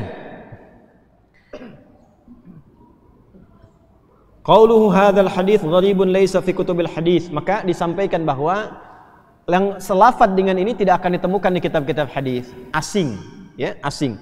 Kemudian waqala Sakhawi fil Maqasidil Hasanah, Imam Sakhawi terkenal sekali pakar hadis, ya, tahu tentang ilmu hadis. Beliau punya kitab namanya Al-Maqasid Al-Hasanah, halaman 486. Saya lengkap dengan halaman dengan semuanya. Ya. Wa ma waqa'a fil hidayati lil hanafiyyati bi lafdhi man shalla khalfa 'alimin taqiyyin fa ka'annama shalla khalfa nabiyyin falam aqif 'alaihi bi hadzal lafdhi. Kata beliau, kata Imam Sakhawi, saya tidak menemukan hadis, satu hadis pun dengan lafaz ini dari apa yang saya ketahui. Intinya, para pakar hadis tidak menemukan dengan lafaz ini yang tercantum dalam kitab-kitab hadis. Maka bagaimana analisis mereka? Nah, wa ma yadhkuruhu ba'dul ulama min syawahida ukhra li hadzal hadits. Nah, ini dia. Maka para ulama ini memutuskan untuk mencari lagi lebih luas. Mungkin ada hadis lain yang senafas dengan ini, ya kan? Sehingga yang viral diriwayatkan itu ternyata syarahnya, pemaknaannya, bukan lafaz hadisnya. Contoh begini. Pernah dengar ini enggak? Idza mata Ibnu Adam in qata'a sa'iru amali. Jika seorang anak cucu Adam wafat, maka terputus semua amalnya. Illa min talas, kecuali 3. Pernah dengar? Yang paling viral kan idza mata Ibnu Adam kan? Idza mata Ibnu Adam. Padahal di hadis Muslim ada 9 lafaz. Dari 9 lafaz itu bunyinya begini. Idza matal insanu. Yang kedua idza matal abdu. Idza matal insan atau idza matal abdu, jika seorang hamba meninggal atau seorang manusia meninggal, begitu bunyinya. Dan ditafsirkan apa yang dimaksud abdu di sini, Ibnu Adam, semua anak cucu Adam, untuk menunjukkan bahwa nggak ada manusia pun tinggal di bumi kecuali jalurnya tersambung kepada siapa? Adam alaihissalam. Karena nggak ada manusia kecuali keturunan dari Adam. Kalau ada yang membuktikan atau ingin membuat asumsi manusia berasal dari monyet, dari kera, ya silahkan saja. Itu urusan yang bersangkutan dengan teorinya. Tapi kalau mau digali tetap ketemunya ke Adam. Ya, makanya disebut Bani Adam 7 kali disebutkan dalam Al-Qur'an. Nah, tapi yang viral idza mata Ibnu Adam, bukan idza matal insan. Ya. Nah, nafasnya masih sama, maknanya sama. Cuma lafaz hadisnya yang ini, tafsirnya yang ini. Cuma yang viral tafsirnya. Kenapa? Karena tadi dasarnya itu hadis itu tidak menuntut dihafal lafadznya, tapi diketahui maknanya. Karena itu orang lebih paham dengan makna dan tafsir dibandingkan dengan lafadz. Berbeda dengan Quran, karena membaca Quran itu lafadznya ibadah. Setiap hurufnya ada pahala. Karena itu orang hafal sampai ke lafadz-lafadznya. Kalaupun salah pasti dibenarkan karena dijaga oleh Allah sampai lafadznya. Ya, secara singkat, apa lafadz hadis yang senafas dengan ini yang bisa kita pahami? Di antara hadisnya qala Rasulullah sallallahu alaihi wasallam, qaddimu khiyarakum tazku salatukum. Kalau Anda sedang menyusun salat berjamaah, qaddimu khiyarakum, maka dorong, majukan yang terbaik di antara kalian. Tazku salatukum, maka salat Anda akan lebih banyak perbedaan manfaatnya, lebih terasa khusyuknya, lebih selamat, lebih jernih, lebih baik rasanya. Maaf, kalau ada orang alim dengan abid, satu ahli ibadah, satu orang berilmu, kira-kira yang terbaik di antara keduanya siapa? Yang berilmu. Karena orang ibadah cuma taklid dengan apa yang dia dapatkan. Orang ilmu tahu bagaimana dia mesti beramal. Dan dia tahu tajwid, tahu tahsin, tahu hukum, tahu khusyuk, itu lebih bagus. Nah, orang yang terbaik dari yang baik itu disebut khiyar namanya. Khiyar. Dari kata khair jadi khiyarun, jamaknya akhyar. Jelas? Nah, Nabi ada hadisnya sahih yang ini, sahih. Nanti ditemukan di dalam kitab Al-Mustadrak karya Al-Imam Hakim An-Naisaburi di antaranya. Ya. Nah, siapa Imam Hakim Naisaburi? Nah, kita ngajinya lengkapi lagi. Pak, adik, sampai jam berapa kita nih? Masih ada waktu nggak? Adik, kalau ngaji tuh begitu enak ya, kitab ini gitu. Ini kalau ada kitabnya nanti buka. Al-Azhar kalau ada perpustakaan begitu enak tuh. Ya. Imam Hakim Naisaburi itu dari Naisapur, makanya Naisaburi. Al-Bukhari dari Bukhara. Beliau ini jenius. Beliau mengamati Imam Al-Bukhari itu kan imam hebat. Tapi namanya manusia punya ajal, meninggal juga. Nggak mungkin beliau mengumpulkan semua hadis dari Nabi. kecuali yang bisa dijangkau oleh beliau sesuai ajalnya, sesuai kemampuannya. Ya, tinggalnya kan di Bukhara, berkelana kan nggak mungkin semua tempat bisa disinggahi. Artinya masih ada hadis yang belum dikumpulkan oleh Imam Al-Bukhari. Maka muncullah muridnya Imam Muslim, merapikan kembali secara sistematis. Makanya Al-Bukhari dengan Sahih Muslim itu sistematikanya sebetulnya lebih ketat Sahih Muslim, lebih mudah, lebih terukur. Karena muridnya, kan murid kalau melihat guru, ya kan, dilengkapi lagi kan. Tapi karena adab tetap didahulukan gurunya, martabat pertama. Makanya antum kalau jadi murid, walaupun lebih pintar daripada guru, tetap beradab. Tetap beradab. Saya ketemu guru saya cium tangannya. Ya. Walaupun guru tuh begitu hormat manggil ustaz, tidak, tetap kita cium tangannya. Anak-anak sekarang saya perhatikan tuh, Masya Allah, pintar sedikit sudah menghujat gurunya. Ya. Salaman juga mau begini, gak mau cium tangan. Padahal yang waktu kecil dia dirawat-rawat, diajarin alif bata dan sebagainya, Masya Allah. Udah dewasa, baru hatam sedikit, baru hatam Sahih Al-Bukhari, ya, sudah membid'ahkan gurunya misalnya. Nah, itu hati-hati, nggak berkah nanti.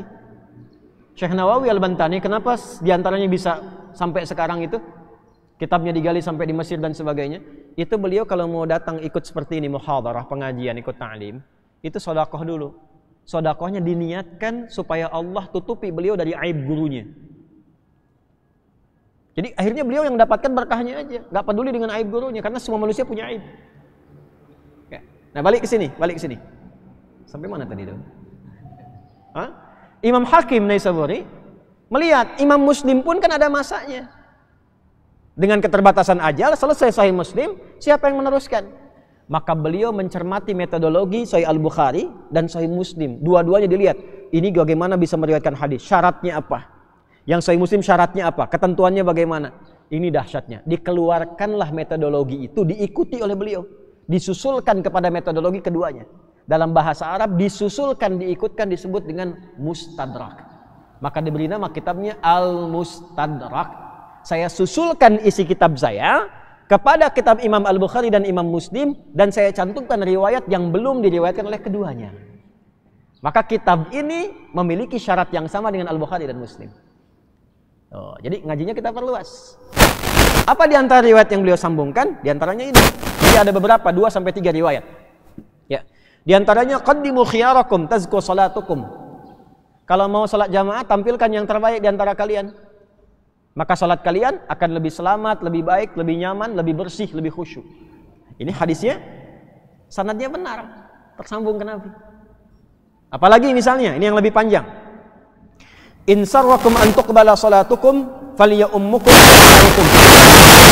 Jika kalian merasa senang, merasa pengen bahagia, salat kalian diterima oleh Allah, potensi diterimanya makin tinggi, maka dahulukan yang jadi imam itu yang terbaik di antara kalian.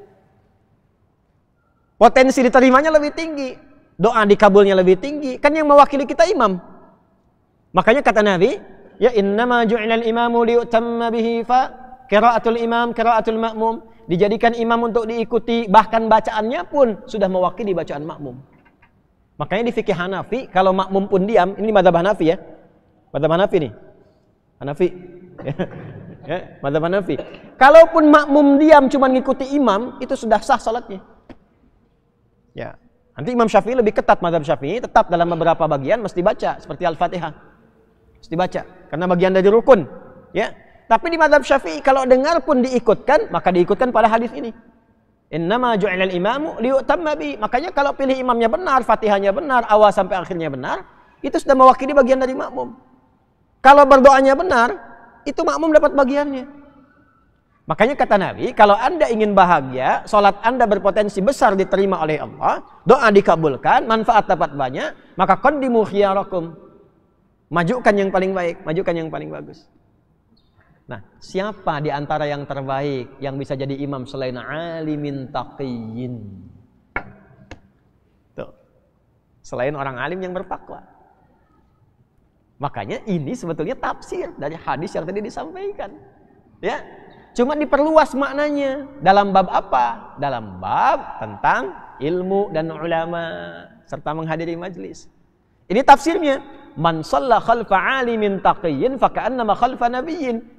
Maka orang-orang yang sholat di belakang alim, imamnya alim, bertakwa, dekat dengan Allah, maka seakan-akan sholat dia di belakang Nabi, maksudnya di belakang petunjuk Nabi. Nabi yang nunjukin di hadis sahih. Ya, itu maksudnya. Paham nggak? Paham ya? Jadi jangan hukumi dulu. Ini jangan ngaji kitab ini nih. Maudhu palsu hadis yang nggak didapatkan. Iya, karena keterbatasan ilmu Anda nggak dapat. Tapi para ulama yang pakar mencari tahu hakikatnya. Gitu. Nah, ini kalau saya nggak sampaikan riwayatnya, nanti bisa salah untuk memahami. Jadi yang dimaksud di sini tafsirnya, maknanya. Siapa yang sholat di belakang orang imam yang takwa, alimin taqiyin, maka berpotensi sholatnya banyak diterima, bacaannya benar, doanya dijawab, dan imam mewakili makmum. Bukankah imam duduk di antara dua sujud baca Rabbighfirli juga? Ya kan? Rabbighfirli warhamni. Itu kalau ikut hadis Nabi tadi, innama ju'ilal imamu liyu'tamma bihi, imam itu dijadikan untuk diikuti, fa qiraatul imam qiraatul ma'mum, bacaan imam mewakili juga bacaan makmum, antum dapat. Imamnya orang takwa, orang soleh, dekat dengan Allah, dia berdoa dikabulkan, antum ikut ke situ. Begitu dia mengatakan Rabbighfirli, ampuni aku ya Allah, diampuni, antum dapat, saya dapat, kita dapat. Itu maksudnya. Ya, makanya ada tafsir setelahnya, faman shalla khalfa nabiyyin ya faqad ghufira lah. Orang yang sholat di belakang Nabi diampuni dosanya. Nabi yang minta, Rabbighfirli, ya Allah ampuni aku. Nabi baca doa, Nabi baca ayat, bahkan ayatnya terkait dengan surga, minta surga, makmum ikut di belakang dapat surga. Nabi sholat baca tentang ayat neraka, minta perlindungan, makmum di belakang ikut, dapat terlindung dari neraka. Makanya beruntung sholat di belakang Nabi. Sekarang Nabinya sudah nggak ada, dan nggak ada juga wakil Nabi. Ini nggak usah datang ke MUI bawa senjata segala gitu ya. Apa nyambung ke sana itu? Nggak usah aneh-aneh. Ya. Nah sekarang Nabi nggak ada juga wakilnya. Tapi Nabi kasih kabar ke kita, ada penerus saya yang menjaga semua ajaran saya. Nah yang menjaga keberlangsungan sampai akhir, itu namanya sanad nanti silsilahnya. Siapa orang yang tersanad itu? Masuklah ke hadis lain. Hadisnya di mana? Di Sunan Ibnu Majah, termasuk di At-Tirmidzi. Ditemukan di nomor hadis 222 kurang lebih. Siapa yang meriwayatkan? Sahabat Abu Darda. Hadisnya cukup panjang. Ya, mulai qala Rasulullah sallallahu alaihi wasallam, man salaka tariqan yaltamisu fihi ilma sahalallahu lahu tariqan ilal jannah. Siapa yang menempuh perjalanan untuk belajar pengetahuan walaupun sedikit, satu ayat, satu hadis, maka dengan kebaikannya Allah akan untuk meringankan langkahnya ke surga. Hah? Kemudian apa lagi? Wa innal malaikata, belum selesai hadisnya. Wa innal malaikata la tadau ajnihataha ridwan li talibil ilmi. Dan malaikat kemudian membentangkan sayapnya untuk mendoakan, memohonkan ampunan, mengaminkan doa yang dimohonkan oleh dia sejak berangkat sampai dia pulang. Ya, wa inna talibal ilmi yastaghfiru lahu man fis samawati wa man fil ardi hatta al-hitan allati fil bihar. Dan orang yang menuntut ilmu itu kalau ikhlas menuntutnya, maka saat dia berangkat duduk sampai pulang, didoakan, dimohonkan ampunan kepada Allah dari dosa-dosanya oleh seluruh penghulu langit dan bumi yang soleh, yang dekat dengan Allah. Sampai-sampai makhluk Allah di lautan pun mendoakan kepadanya. Itu hadis sahih. Hadisnya tentang bagian iman.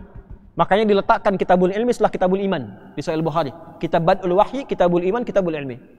Jadi ada bab-bab tertentu yang dibacanya pakai iman, bukan pakai akal. Kok bisa ikan di lautan berdoa? Ntar kalau udah meninggal, Anda tahu. Ntar kalau udah meninggal, itu bab iman. Dan meninggal aja dulu. Ya, jelas ya? Belum selesai. Lihat ujungnya. Wa innal ulama'a, kalau sudah belajar, sudah paham, jadilah ulama. Jadi ulama. Khusyuk, tawadhu, wara'. Maka ulama seperti ini warathatul anbiya. Kata Nabi, wa innal ulama'a warathatul anbiya. Dan para ulama itu itulah pewaris para nabi. Nah itu diwariskan secara berjenjang lintas generasi. Makanya kita nggak akan kekurangan ulama. Di zaman Nabi saja kurang lebih itu sudah ada 122 ulama ahli fikih, yang 12-nya ditetapkan oleh Nabi juga, itu bisa berfatwa. Kalau menempat, diberikan tugas oleh Nabi, Nabinya nggak ada di situ, diberikan tugas, itu sudah bisa berfatwa. Di antaranya Mu'adz bin Jabal sebelum dikirim ke Yaman, itu Nabinya masih hidup. Kan dulu belum ada handphone, telepon. Ya Nabi, ini ada masalah begini, apa jawabannya? Nggak ada. Ya, mau balik lagi lama dari Yaman, tanya sekarang kembali 6 bulan lagi. Ya, orang udah meninggal. Ya, maka Nabi pastikan, Muaz, nanti kamu mendapati gini, ini ada ahli kitab pada begini, ajarkan ini. Nah, saya mau pastikan kalau kamu ditanya jawabannya dari mana? Ya Rasulullah, pertama saya nanti akan cari dalilnya di Quran. Bagus. Kalau kamu belum nyampe ke situ, nggak ditemukan lafadznya langsung atau petunjuknya langsung, dari mana? Dari keteranganmu ya Rasulullah di hadis. Bagus. Kalau kira-kira kamu belum dapati itu, kamu akan simpulkan apa? Saya akan berijtihad mengacu pada keterangan Al-Quran dan hadis, isyarat-isyaratnya. Ditepuk. Beliau senang bersyukur, segala puji bagi Allah yang telah memberikan petunjuk pada Rasulnya Rasulullah. Utusannya Rasulullah. Terus tidak ada mufti di zaman-zaman Nabi untuk berfatwa di tempat-tempat yang jauh dari Nabi. Itulah ulama. Nanti pengajaran itu bersambung. Sahabat menciptakan ulama lagi di generasi tabi'in, tabi'in menciptakan ulama lagi generasi tabi'ut tabi'in. Makanya bersambung. Nabi mendidik Ibnu Abbas punya murid lagi nanti, ada Imam Mujahid, ada Ikrimah dan sebagainya, terus nyambung. Makanya semua ulama kita tuh punya sanad ke atas. Ya. Saya ngaji dari setiap materi itu guru-guru kami ke atas ini bersanad semua. Yang belajar dengan kami itu ada 40 orang kurang lebih. Itu belajarnya pakai sanad. Mereka azan aja ada sanadnya. Azan, Allahu Akbar Allah, ada sanadnya. Ya. Ada sanadnya. Jadi enggak sembarangan. Enggak sembarangan. Itu sampai terukur ke atas tuh. Ada sanad. Nah, ulama yang bersanad seperti itu, yang menjaga ketentuan sampai ke Nabi, itulah warasatul anbiya. Ya. Wa innal anbiya lam yurithu dirhaman wala dinaran. Dan para nabi tidak mewariskan dinar dan dirham, bukan materi yang diwariskan. Jadi kalau ada ulama ngajarin terus ke harta, ke ini, ke itu, dan sibuk memperkaya diri, nah itu belum termasuk warasatul anbiya. Jangan potong video saya ya. Nah ini mau musim kampanye dan sebagainya. Ya. Pokoknya kalau ada video aneh-aneh atau mendukung salah satu dan sebagainya, abaikan aja. Itu pasti motong video tuh. Ya, ini saya tekankan, mohon maaf. Ya. Kembali ke sini. Nah itulah pewaris para nabi. Maka orang yang belajar pada ulama seperti ini, dia mendapatkan intisari materi yang serupa yang tersambung ke nabi, seakan-akan belajar dari nabi. Ulama gini sholatnya ikut petunjuk nabi, diikutin sampai sirahnya dipelajarin, sampai khusyuknya dapat, ya, sampai benar-benar mendapatkan seperti petunjuk sholatnya dari nabi. Maka seakan-akan bahasanya faka'an nama, bagus. Tidak mengatakan sholat di belakang Nabi, seakan-akan seperti sholat di belakang Nabi. Maksudnya apa? Sholat dengan ilmu yang didapatkan tersambung kepada Nabi. Maka orang ini ketika sholat khusyuk, nyambung dengan Allah, doanya diterima, sholatnya diterima, maka makmumnya berpotensi ikut diterima. Apa kaitan dengan materi kita? Kaitan dengan materinya adalah adabul alim wal muta'alim, keutamaan tentang ulama. Kalau menemukan ulama seperti itu, cepat. Fahadzuhu bihadzin wafid. Cepat kejar, seperti menggigit dengan geraham. Belajar pada yang seperti itu. Sayangi, doakan, jaga. Karena ulama ini memang benar-benar untuk mengajar. Hidupnya itu untuk membaktikan seperti itu. Bukan sibuk dengan uang, sibuk dengan materi, sibuk dengan ini dan itu. Tidak salah, ada ulama yang pedagang, ada. Abu Hanifah kan jualan kain, kaya juga. Tapi kekayaannya digunakan untuk support kepada pengajarannya. Bukan untuk memperkaya diri. Nah kalau ada orang seperti itu sekitaran antum, jaga. Jangan dikhianati. Mungkin sudah banyak berkorban, waktu, tenaga, pikiran dan sebagainya. Nah, jaga, jangan direpotkan. Waktunya istirahat, jangan diganggu. Tunggu. Itu para ulama dulu begitu, murid-muridnya begitu. Kalau lihat sedang istirahat, ditunggu, tidak diganggu, nggak dipaksa juga. Saya udah jauh-jauh datang kemari nggak ditemuin. Ya Allah, Joni. 24 jam, 20 jamnya tuh buat antum, 1 jam istirahat, 3 jamnya mungkin untuk keluarga. Lalu dipaksa untuk mengambil ke antum, sementara beliau pun dihisab dengan keluarganya. Ya, dipahami sampai ke situ. Dan kalau ada di lingkungan, dijaga, dirawat. Memang biasanya akan ada tantangan. Tapi kalau antum melihat ada yang menyakiti, ada yang menjahili, antum jadi pembelanya di sekitarannya. Jangan dibiarkan, apalagi ulamanya misalnya sampai pindah, kajiannya berhenti. Sudah antum dapat dosanya, nggak dapat manfaatnya. Nanti pasti kosong kompleknya itu, kosong tempatnya, dan akan berubah rohnya. Hilang itu spiritnya, hilang. Ya, maka bertakwalah pada Allah Subhanahu wa taala. Kita mesti banyak berdoa, karena saya perhatikan pakar-pakar kita mulai berkurang satu-satu itu. Kembali kepada Allah. Ya, kemarin kan yang terakhir kita dengar Kiai Haji Ali Yafi, kan Masya Allah, Allah yarhamdu. Orangnya tawadhu, lisannya itu tidak pernah keluar satu pun yang berpotensi menyakiti orang lain. Halus, lembut, tawadhu, alim. Dan kita kehilangan satu-satu. Coba ulama perempuan kita itu satu-satu. Dari guru kami tercinta dan kami doakan Masya Allah Profesor Huzaimah Hidayatullah misalnya. Itu kan perempuan luar biasa. Pakar perbandingan agama. Suaminya ahli usul fikih. Kuliah di Al-Azhar 10 tahun tuh nggak pernah kenal macam-macam. Cuman 3-4 tempat aja. Perpustakaan, pasar, masjid, perpustakaan, kelas, kampus, ke pasar dengan pulang ke tempat beliau kosan istirahatnya. Ya, atau di tempat beliau kemudian tinggal. Itu aja. Beliau nggak pernah kenal, cerita ke kami tuh nggak pernah tahu piramida, nggak pernah tahu sphinx macam-macam itu. Betul-betul dikontribusikan, dedikasikan dirinya untuk belajar, pulang-pulang mengajar. Termasuk salah satu mufti perempuan yang telah meninggal dunia. Kita kehilangan tuh, yang perempuan, yang laki-laki pelan-pelan gitu. Nah, kita wajib untuk menyiapkan diri. Generasi kita disiapkan nih, karena tantangan lebih besar lagi. Sekolahkan anak antum untuk ke pesantren, belajar yang betul. Saya kan selesai. Saya juga meninggal. Ya kan? Makanya kita kirimkan anak-anak kita belajar keluar, semampu kita biayai dan sebagainya. Ada yang di sini, ada yang keluar, ada yang belajar. Nanti bangun pesantren, diwakafkan semua. Dari tanahnya sampai ke semua. Saya meninggal sudah ada yang gantikan. Dan insya Allah lebih baik daripada kami. Programnya sampai S3 kita beasiswakan dan seterusnya. Belajar yang serius, sanadnya dikumpulkan semua. Ini saya juga mungkin lihat murid-murid di luar ini. Belajar yang serius. Ada yang di Mekah, di Ummul Qura, ada yang di Madinah Jamiah Islamiyah, ada yang di Al-Azhar, ada yang di Sudan. Sebagian, hampir semua dievakuasi sekarang. Ada yang di Tripoli, di Libya. Saya nggak pernah minta 1 sen pun. Nggak pernah saya minta apapun. Kecuali minta, doakan supaya Allah ampuni dosa-dosa kita yang nggak nampak itu. Nggak kelihatan. Nah sekarang tugas antum, ulama-ulama yang ada jaga, antum anaknya siapkan jadi ulama ke depan.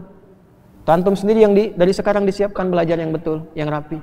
Supaya apa? Kalau sholat bermanfaat, sholatnya khusyuk, ibadahnya enak, kondisi tenang, nyaman, dan kembali kita zamratul ulama, kembali kepada Allah ya dengan kalangan para ulama dan dibanggakan oleh puncaknya dengan perjumpaan dengan Rasulullah Sallallahu Alaihi Wasallam. Itu barangkali yang bisa kami sampaikan di pertemuan kali ini. Mohon dimaafkan kalau banyak ditemukan hal-hal yang kurang tepat. Dan mohon juga bisa dikoreksi bila ada hal-hal yang penting untuk diluruskan atau diperbaiki. Kita bermohon pada Allah Subhanahu wa taala semoga pertemuan kita diridhai oleh Allah Subhanahu wa taala dan diberikan kesempatan kembali untuk mengaji bersama dalam kebaikan. Allahumma taqabbal minna innaka antas sami'ul 'alim wa tub 'alaina innaka antat tawwabur rahim. Allahumma ij'alna ya Allah min mutafaqqihina fid din waj'al lana ya Allah isyrafan lil ulama'i rabbaniyyin al muttaqin. Allahumma rabbana atina fid dunya hasanah fil akhirati hasanah wa qina adhaban nar. Sallallahu alaihi wasallam Muhammad wa ala alihi wa sahbihi ajma'in. Wa akhiru da'wana subhanakallahumma wa bihamdika asyhadu an la ilaha illa anta nastaghfiruka wa natubu ilaik. Wa akhiru da'wana alhamdulillahi rabbil alamin. Sebelum saya